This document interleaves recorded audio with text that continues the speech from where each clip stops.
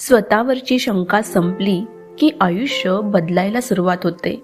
आत्मविश्वासाची एक छोटी ठिणगी आणि मनात आवाज येतो, मी जिंकणारच. हीच बदलाची पहिली पायरी असते. जेव्हा तुमची ऊर्जा काय होईल वरून होणारच पर्यंत पोहोचते, जीवनाची दिशा आपोआपच वळते. अडचणी तशाच राहतात, पण तुम्ही मजबूत होता.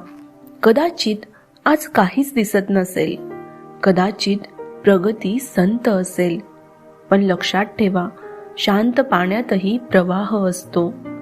अदृश्यपणे पाठीमागे तुमच्यासाठी विश्व काम करत आहे. तुमचे काम थांबवू नका. प्रत्येक दिवस हजेरी लावा. बिनधास्त प्रयत्न करा.